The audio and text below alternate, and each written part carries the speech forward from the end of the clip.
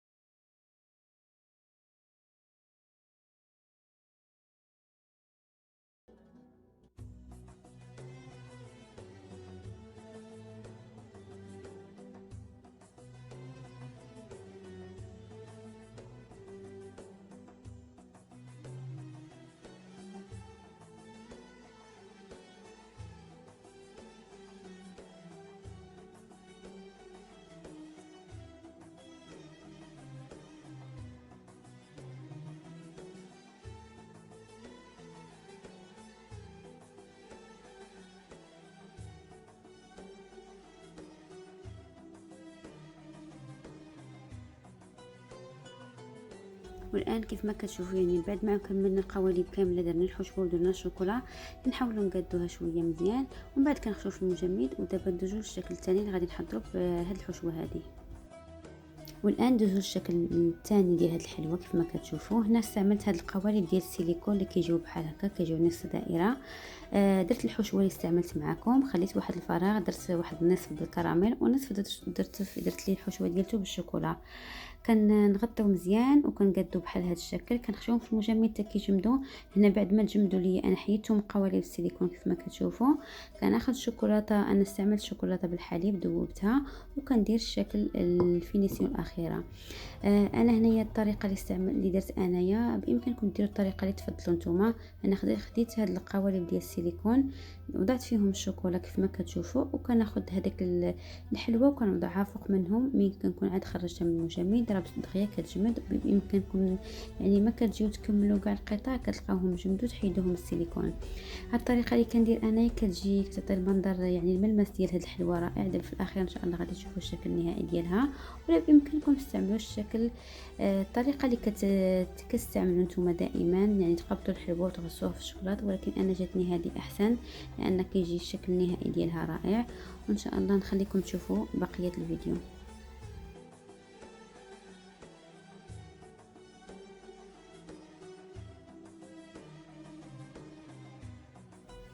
انا هنايا بالنسبه للشكل الاخر درت قبضت الشوكولا بالحليب اللي كانت عندي، ضفت لها شويه ديال اللوز مهرمش ولا شويه الكاوكاو اللي عندكم. ودرت واحد الاشكال بهذا الشكل كيجيو بحال هكا. كناخذ القطعه وكنوضع فوق منها هاد الشوكولا اللي فيها هاد اللوز. كتجي حتى هي رائعه وكتجي المذاق ديالها رائع. وصافي ان شاء الله نخليكم تشوفوا الشكل النهائي ديال هاد الوصفات اللي حضرت معكم اليوم، ونتمنى ان شاء الله يعجبكم الفيديو.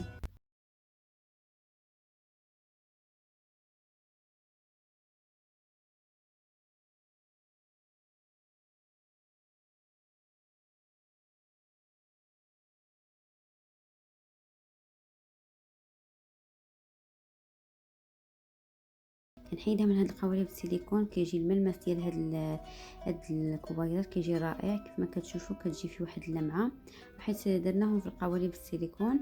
وبامكانكم تستعملوا الطريقه اللي كتفضلوا وكتجيكم اسهل. ان شاء الله نخليكم تكملوا الفيديو.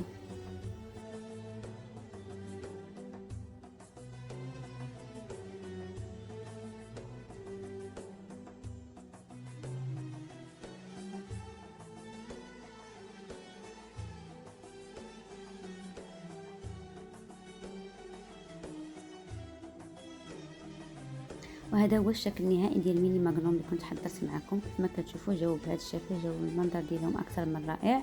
وبالنسبه للوصفه الثانيه حتى هي ما زينتش بتزيين، يعني زينتها بتزيين بسيط.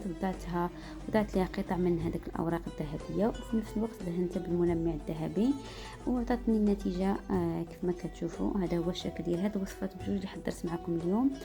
نتمنى ان شاء الله يعجبكم الفيديو، وما تنسونيش من لايك ومن التعليق. ونتلاقاو ان شاء الله في وصفات اخرى وفيديو اخر.